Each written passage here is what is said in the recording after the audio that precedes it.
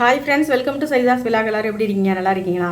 இன்றைக்கி வந்து பார்த்தீங்கன்னா நான் காளான் கிரேவி செய்ய போகிறேன். இது வந்து டக்குன்னு வந்துட்டு சிம்பிளாக எப்படி செய்யலாம்னு பார்க்கலாம். இந்த காளான் கிரேவி பண்ணுறதுக்கு காளானை வந்து நல்லா வந்து கழுவிட்டு இந்த மாதிரி கட் பண்ணி வச்சுருக்கேன். இது மாதிரி வந்துட்டு ரெண்டாக உங்களுக்கு வந்து இது மாதிரி கட் பண்ணி வச்சுக்கோங்க.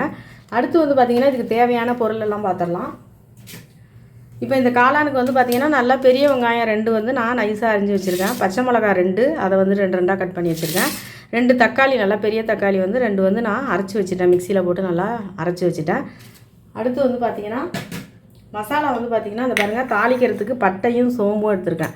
பட்டையும் சோம்பும், கரம் மசால் தூள், மல்லித்தூள், இஞ்சி பூண்டு பேஸ்ட்டு, மஞ்சத்தூள், தனி மிளகாத்தூள், அவ்வளோதான்.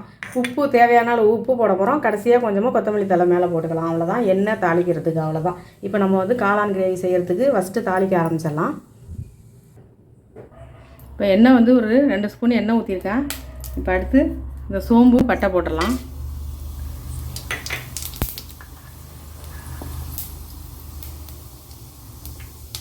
அடுத்து வெங்காயம் போடலாம்.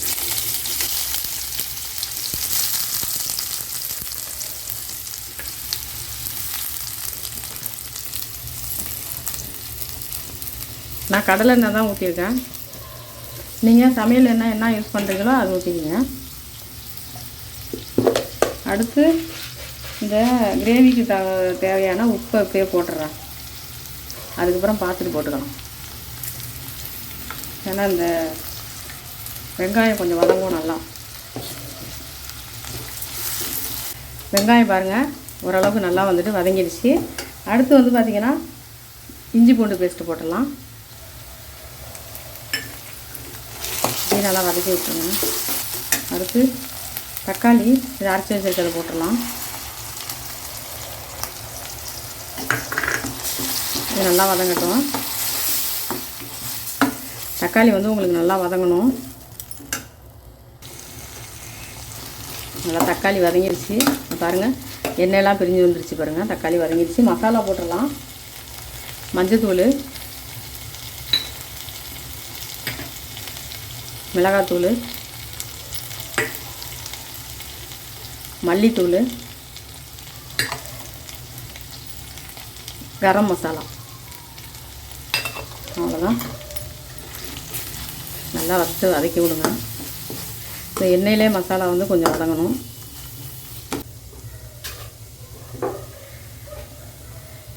அடுத்து இந்த காளான் போட்டுடலாம்.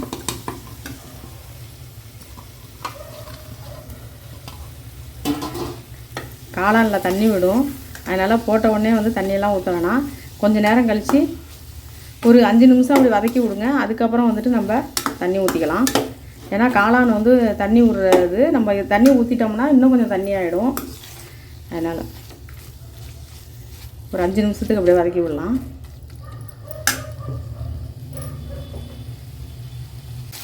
பச்சை மிளகா போட்டுறேன். பச்சை மிளகா ஃபஸ்ட்டே போட்டிருக்கலாம்.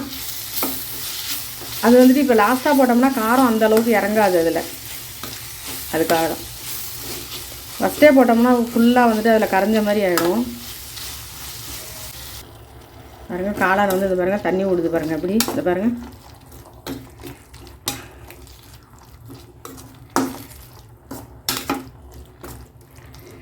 இப்போ நமக்கு தேவையான அளவு தண்ணி ஊற்றிக்கலாம் கொஞ்சம் கொதிக்கிறதுக்கு.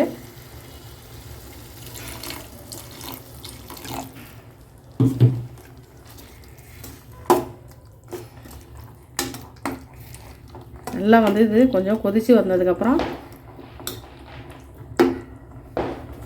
இன்னும் கொஞ்சம் ஊற்றிக்கிறேன். போதும். இப்போ மூடி வச்சிட்றேன். ஒரு 5 நிமிஷம் கொதிக்கட்டும்.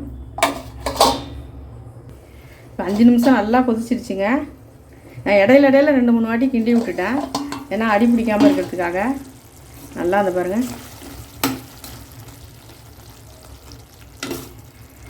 சூப்பராக வந்து ரெடி ஆகிடுச்சு.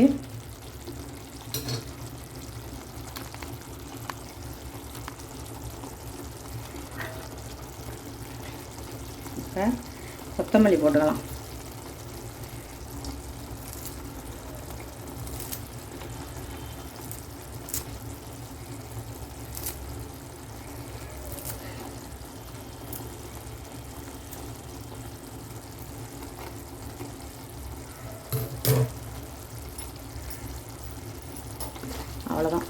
ஸ்டவ் ஆஃப் பண்ணிடலாம்.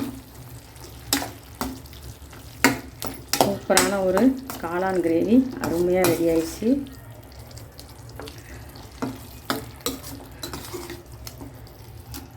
ஸ்டவ் ஆஃப் பண்ணிடலாம்.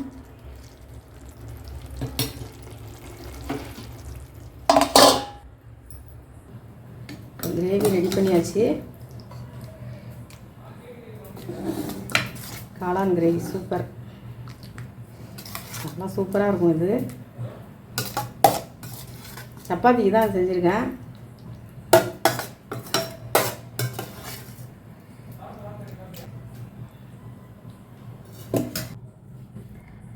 பாருங்கள், சூப்பரான ஒரு காளான் கிரேவி ரெடி பண்ணியாச்சு. இப்போ நம்ம சப்பாத்தி தான் செஞ்சுருக்கேன். இந்த பாருங்கள், சப்பாத்தியும் போட்டாச்சு. நம்ம டேஸ்ட்டு பண்ணி பார்க்கலாம்.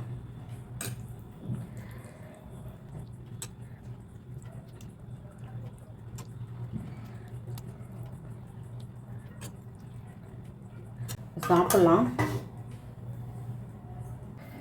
டேஸ்ட் பண்ணலாம்.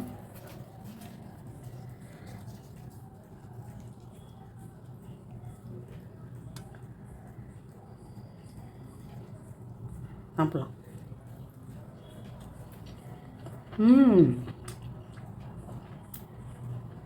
வேறு லெவலு, சூப்பராக இருக்குங்க. நான் எப்போதுமே இது மாதிரி வந்து சிம்பிளாக தான் பண்ணிவிடுவேன். அருமையாக இருக்குது. நீங்கள் எப்படி செய்வீங்கன்னு எனக்கு கமெண்ட் பண்ணுங்கள். இந்த வீடியோ பிடிச்சிருந்தா உங்களுக்கு லைக் பண்ணுங்கள், ஷேர் பண்ணுங்கள், சப்ஸ்கிரைப் பண்ணுங்கள். நன்றிங்க. நான் சாப்பிட போகிறேங்க.